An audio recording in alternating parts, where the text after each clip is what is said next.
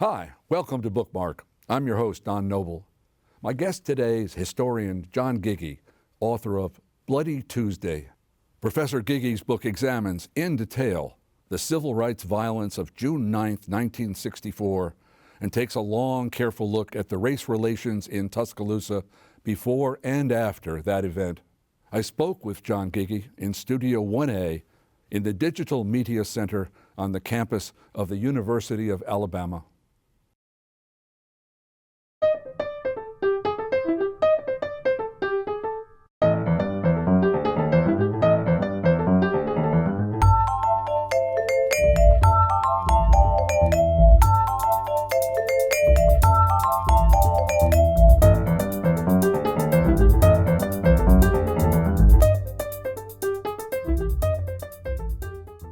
John, it's nice to see you again. It's good to be here, Don. There are people who travel great distances to be on this show, but you're not one of them. I'm not one of them, no. You've come across the street from Tenhur, from the history department.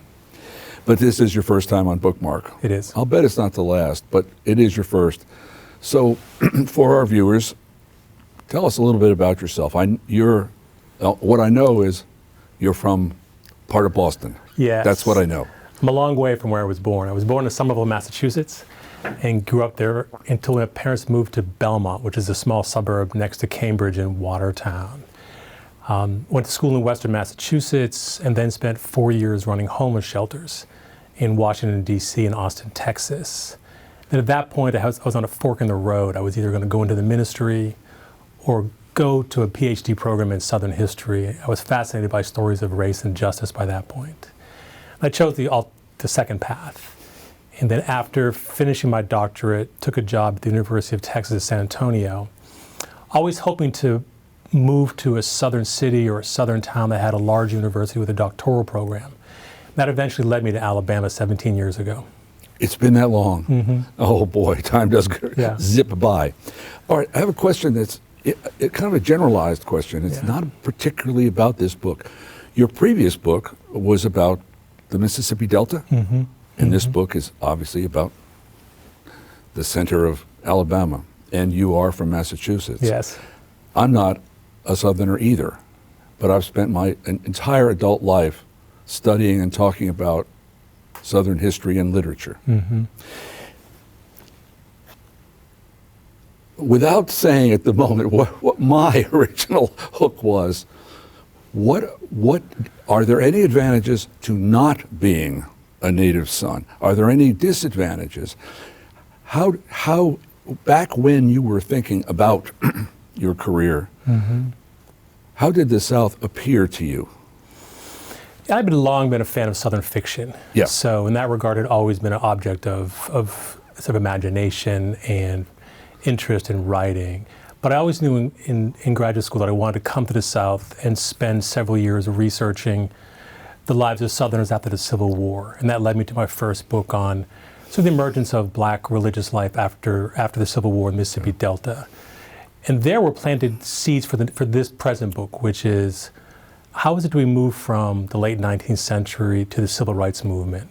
What's changed? What stays the same? What's the role of the church in that?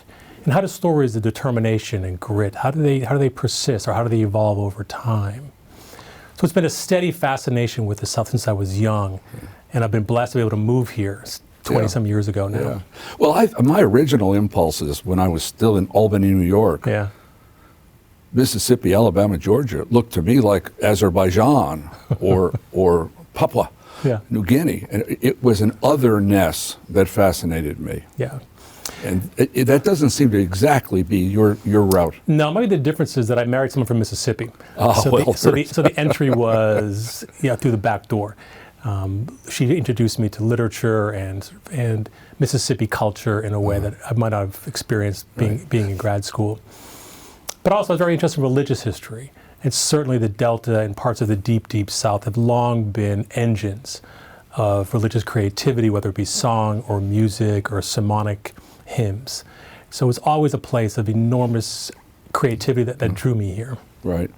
Do you feel, and this is a peculiar interview in this small way because I've been asked these questions many times over the year, and do you feel a sense of objectivity about the South that you would not necessarily have if everyone around the state were either your cousin or your fraternity brother. Yeah. I feel some distance sometimes in that Yeah. I'm often asked, where are you from? Where did you go to church? Who are your people? Yeah. And that doesn't cause a problem, but it causes a conversation of sorts, like why are Right. you here? Why Sure. are you interested Yeah. in? But it also allows for a time for me to talk about why I'm here, what I hope to do when I interview people or when I go through research trips. It's a curious position. At once I feel like I'm an outsider, but on the other hand, I've been here for quite some time, and I feel like I've got a handle on many of the political and cultural currents swarming through the state now. Sure, sure. Well, it grows. It grows with time. I wonder not before, part of the book is a kind of a revelation of what was, let's see, would you describe the racial situation in the city of Tuscaloosa just prior to Bloody Tuesday? There are things in there that the black business district, the kinds of segregation, people here would have you believe that this was really a harmonious, happy place in the 60s prior to Bloody Tuesday. What's your picture of it? It's pretty much 180 degrees of the opposite. Reverend King came here in 1956 and preached 2 sermons. And at the end of his second one, he said he would never come back because he was terrified of this place. At that time as well, Arthur and Lucy had been the first black student to come to the university, had lasted 3 days before the Klan chased her off. He knew that, and he feared this city. But he was also aware of its long-standing reputation as a crucible of racial violence across the state. He knew that there were over 100 lynchings in the county alone, and 11 on or very close to Greensboro Avenue, which of course is the color line for this city. This density of white supremacy, this degree of violence terrified King. And this is the world that whites and blacks grew up in before the classic beginnings of the civil rights movement. You would never know these things.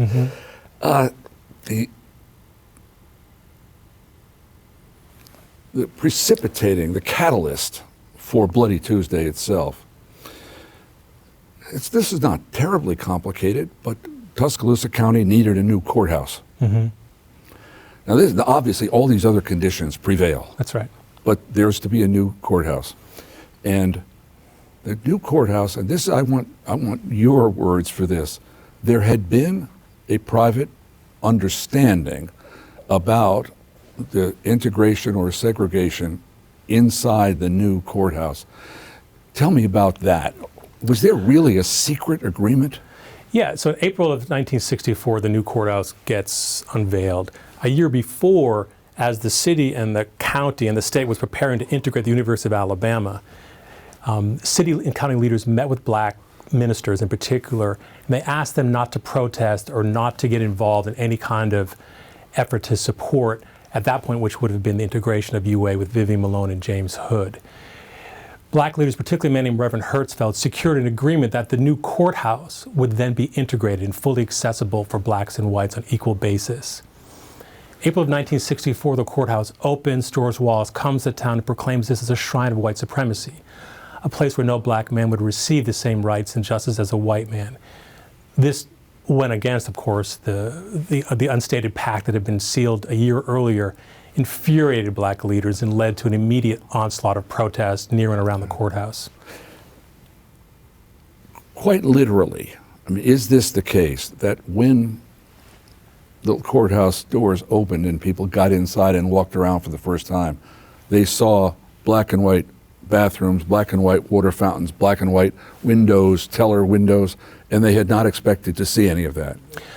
That's true. I also think it was a bit of fantasy is too strong of a word, but a strong optimism that this might be the time when, without any kind of legal efforts or any kind of protest, the city would be true to its word, integrate this space, and that all these many generations of segregation would suddenly be put behind us.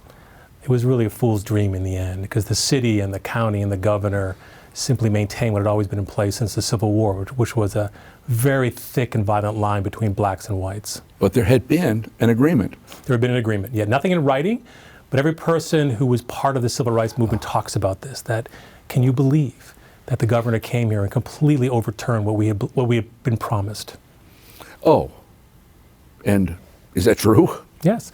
Well, I do think that the white officials who were in charge of the courthouse, they might have brokered in good faith in 1963, but by 1964, with Governor Wallace pressuring local commissioners and city officials to keep the courthouse segregated as a way to begin to lay the groundwork for his own national campaign issues, there was no chance the courthouse was going to be integrated and accessible fully for blacks and whites. And there was a judge who uttered an interesting pronouncement after. There was hullabaloo, of course. Yeah. And I'm not remembering his name, but I'll bet you do, who said, well, there should no reason for complaint here. It's perfectly fair.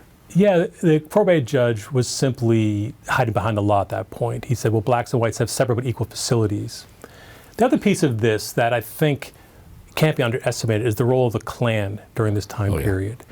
The National Klan had their headquarters across the street from the courthouse. The imperial wizard Robert Shelton exercised enormous influence over local politicians. From what I understand, he also squeezed city leaders to make sure the courthouse became as Wallace promised, which was a shrine to white supremacy. Robert Shelton needs a few minutes here. Mm-hmm. When I moved to town in '69, he ate lunch at Horn's Barbecue on 15th Street with some of his lieutenants. It was a very casual town then. Coach Bryant sat on a stool at Druid Drug if you wanted to talk to him. And the grand wizard had lunch at Horn's Barbecue. Everything seemed much smaller and tidier and closer. We had no idea, no one had any idea exactly of how complicated, and the word I'm looking for here is almost corporate, the Klan business was. In your book, you talk about he has offices, he has staff, he has contracts that are involved with various corporations that provide an income? Yes. How did that work? Well, Robert Shelton tried to portray himself as a businessman, and he was a businessman of sorts. He had a contract with the sheriff's office to repair radios on a regular basis. He was deeply embedded in the police department. I did an interview one time with a reporter who said he remembers doing a police ride out, and all of a sudden the police officer checked his watch, realized he was late for a meeting, drove to a Klan meeting, went to the back of his car, put his robe on, went to the meeting, and he came back out, put the robe off, and went back to work. This kind of like enormous interlap between the Klan and public life, I think is represented well by the coziness of the way Robert Shelton would simply have lunch with people downtown and not even look over his shoulder at all. But Shelton was also head of a near 10,000 person army in Alabama, and much larger across the South. He was receiving dues money every year from all of those individuals. That allowed him to rent a plush office. It allowed him to wear fancy shoes and have a gold watch and a signet ring. He consistently entertained visitors on the 4th floor of the Austin building. It was a 3-room suite that overlooked Greensboro Avenue. Yeah. And there he simply portrayed himself as a type of businessman seeking to maintain segregation through legal means. But that disguise simply camouflaged a much deeper interest in using every means necessary to maintain segregation in Alabama and across the country. He had a contract of a sort with the city police. And somewhere in your book, don't you mention, isn't there a state contract that is involved with the Alabama state government? Yeah, so he was a major reason that Governor Patterson was elected. He beat Wallace. And in exchange for campaigning for Patterson, Patterson threw him a series of contracts that allowed him to simply to be the Klansman who had a government contract. He also cashed in the status he had with that. He was often seen in the quarters of power at the State House, sometimes wearing his Klan robe, just walking down the hallways looking for the governor or his associates. There's nothing clandestine. Oh, did I say that about it? I mean, no, it was much out in the open. It was brazen. It was brazen, which in some ways brings us back to Tuscaloosa. When Reverend King left in 1956, he always wanted to come back. Yeah. And he came back in 1964 in part to bring the movement here.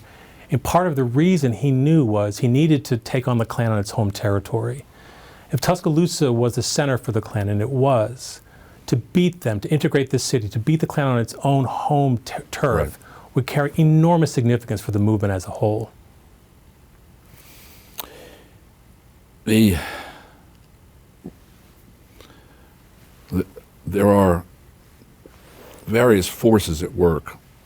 There are the civil rights workers, Rogers, King. There's the police force. There's the Klan. There's the university. And there's the Tuscaloosa News. And I can remember if the mention of the Tuscaloosa News, if it were mentioned at a cocktail party or somewhere, somebody would say, well, you know, they got the Pulitzer Prize for editorials on advocating the integration of the university, and they were really rather heroic. They're not as heroic in your book. No, so the publisher, Buford Boone, wins a Pulitzer Prize for aggressively advocating that UA integrate itself after the debacle of Arthur and Lucy being chased off campus. That, I think, was the high point of the News's liberalism. Over the next decade, Boone was terrorized by the Klan, so much so that he was often changing cars in the middle of the night to avoid being trailed by them. That had an effect on him. You see his prose and his ideas took on a more muted form. But Boone himself was never a type of raging liberal that you might see in parts of the Northeast or parts of the Deep South. Rather, he was a country club liberal. He wanted to avoid racial violence at all costs and slowly integrate places like Tuscaloosa. And that became much more prominent after his Pulitzer Prize. But the News itself changed quite radically. You know, Bloody Tuesday is one of the last great untold stories of the movement. It's a day when 500 men, women, and children found themselves brutalized by a large army of police and Klansmen. They gathered at First African Baptist Church. That church was sacked. It was ruined. The windows were punched in by water hoses. Tear gas filled that particular church, and as folks leapt outside of it, they were beaten viciously. Despite the barbarity of that day, what's even greater is the cover-up that followed it. And in this regard, the Tuscaloosa News unfortunately took the lead. They created a narrative that what really happened was the police were defending the city from an onslaught of black thugs who were preparing to race downtown and destroy property and people. This narrative took hold, and it held for generations among the white press and the white population. Let's go back to, this is Rogers Church, T.Y. Rogers, and that's right, isn't it? Yes. Now, that's not a name that was widely known, I promise. But he is heroic in your study. And somehow he, like the events of Bloody Tuesday, are more or less forgotten. But he was a remarkable individual. Reverend Rogers is one of those forgotten bright lights of the movement. I think part of it is that he died tragically at a very, very young age in a car accident in the early 1970s. But in some ways, he was one of King's closest students. The two had met while King was preaching at Dexter Avenue in Montgomery in the mid-50s. And at that point, just Mr. Rogers was a student at Alabama State. King met him at a fellowship meeting and quickly identified him as a future leader of the movement. He invited King to study with him in his private study at Dexter. He offered King his first job after he was ordained as a minister. Rogers served as King's assistant minister at Dexter for several years. Then King placed him at Crozier Seminary, where King himself had gone for his advanced theological degree. And then King brought him back home and said, come to Tuscaloosa and integrate this city. I'll help you, I'll be with you, but this will be what God's called you to do. Reverend Rogers was a man of enormous talents. People said when you closed your eyes, you sometimes thought you were listening to King himself. He could rivet an audience and hold 500, 600, 1,000 people on the edge of their seats. He was the type of charismatic, daring leader that every movement across the South had. He was also incredibly undazed by police. One movement, people talked about he was cattle prodded and jumped 6 feet into the air. And cattle prods were a common weapon by police back then, and they were used with enormous frequency and barbarity. I mean, cattle prods in 1964 were used to move large animals. Yeah. If they hit a person, they could often burn the skin almost to the bone. Let's revisit the church on that day. it was not a clash. The people who meant to march and demonstrate hadn't begun yet. Is that more or less right? They're still inside. That's right. The police, the fire department, and you have in here references to more than just the city police. They had with them some state police, some other uniformed officers. And a couple of things that I want you to speak about in particular. One is the deputization, is that a word? Of men. I don't think there were any, there may have been, but those are earlier days. Who was deputized by to join the police, and also the unprovoked nature of the day. That I think that's the thing that people don't understand. We're used to seeing clashes. Yeah, this really wasn't a clash. This was an invasion. Yeah. And before the invasion, the police chief and the sheriff had massed an army of sorts. By using mutual aid packs, they had brought in everyone from game wardens to police from around the county, around the state actually. There were state troopers there as well. Yeah.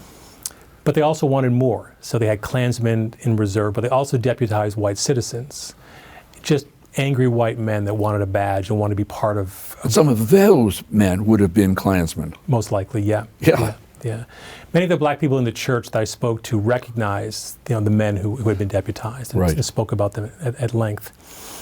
So you had this enormous army of law enforcement and their supporters. And initially, Reverend Rogers and 4 others were pulled from the church, immediately arrested and forced to sit in police cruisers to watch what came next as a way to demonstrate the police's power. What came next was black people that were starting to spill onto the front steps of the church were pushed back in. The doors were largely barricaded by the police, and then the sacking began with the fire department blasting holes in the stained glass windows. Those holes were then filled with tear gas canisters, fired by sheriffs and deputies as well as police officers. This was all part of a plan because as blacks became disorientated and couldn't stand the gas, they ran outside, jumped through windows and side doors, and their police were waiting for them. And using cattle prods and billy clubs and revolvers, the butt ends of revolvers, as well as sticks, sometimes sticks spiked with nails. They attacked people from, and some of these were very, very young, 9 and 10-year-olds. No one from that day escaped unscathed. Even if they weren't hit, they carried the scars of those hours, the rest of their lives. Oh, absolutely. I mean, if it isn't the tear gas, it's the trauma. Mm-hmm. Mm-hmm. And it was an attack on. They hadn't left the church yet. They weren't marching down the street 500 strong. They were attacked by the forces of segregation. It wasn't lost on anyone that I spoke to that this was an attack on what is usually the safest and most esteemed place in black culture, the black church. Sure. This is a church that was built by former slaves, has been in operation for almost 100 years by that point. It was the center of black life in West Alabama. It was no coincidence that police targeted this as a way to try to stop and put an end to the local civil rights campaign. We have, in Tuscaloosa over the years, often one hears Birmingham. Birmingham may be more maligned than it deserves to be. Tuscaloosa surely less maligned than it deserves to be. But one of the stories that one always heard coming out of Birmingham was black men with their hunting rifles and their shotguns and their pistols on their front porches at night. And I didn't realize for ages that Joe Malisham had organized the black defenders. How many? 50 of them? Probably over 100. How did that work? Yeah, over 100. So after Bloody Tuesday, people are traumatized, literally. But a small group of black men led by Joe Malisham met in a local barbershop 5 blocks south of the church. And that barbershop, by the way, had served as an aid station. Many of the hundreds that had been injured ran there and sought support and relief because they didn't trust the city hospital. They thought the Klan would find them there and they would be shunted into the segregated wing and sit for hours with broken bones or with lacerations. Yeah. Joe Malisham was a Korean War veteran. He gathered fellow veterans and black men he trusted in the barbershop and said, "This will never happen again." At that point, they began to organize themselves. Everyone had a gun, he invited. And they began to organize patrols around black neighborhoods. They began to provide 24-hour protection for black leaders. Most importantly, though, they began to protect their families. So if you were to drive through a black neighborhood on June 10th, 1964, you would not see a black man sitting on the porch with a pistol, or a black woman sitting with a shotgun. Oh, boy. It was enormously effective because they tell stories about turning back Klan assaults. Reverend Rogers' house was attacked several weeks later, and Joe Malisham said one of his proudest days was to scare away the Klan and fire shots at them. There were actual shootouts. Shots were fired. Yes. This was not all just pantomime. Yeah.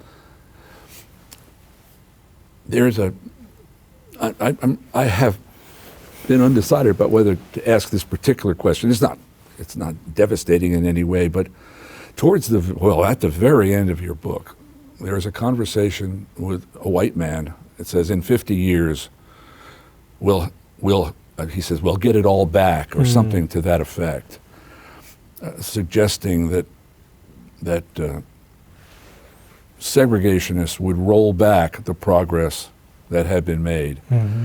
It's been 60 years. Yeah.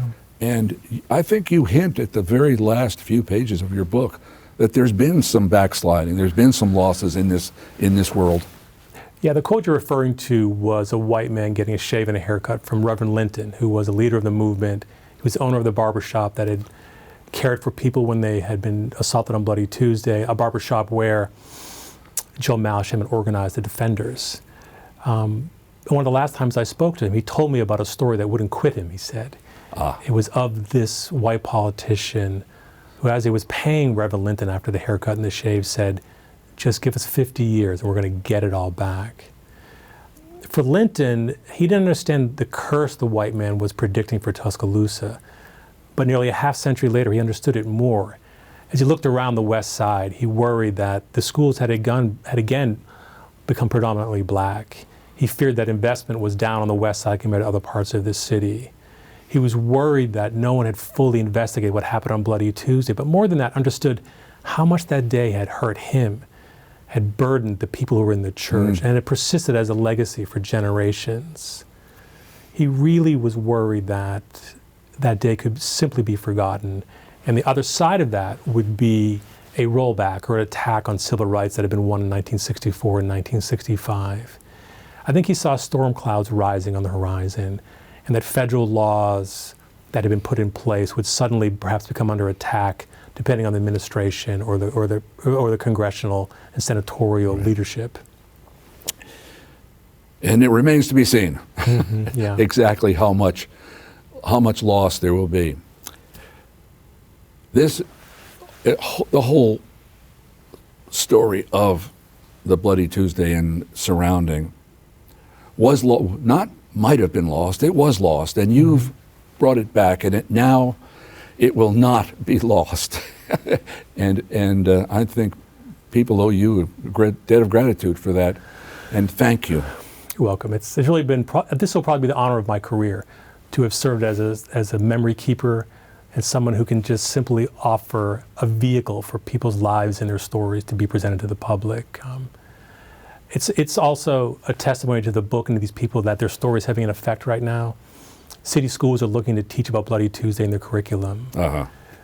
Stillman College is looking at building a civil rights commemorative space based on these experiences. These are important things, and I think they're possible because these stories are coming to light and have receiving an audience now. Well, they will not be forgotten. Thank you. We're out of time. Thank you, Don. I appreciate it. And we'll pick it up with your next book. Thank you.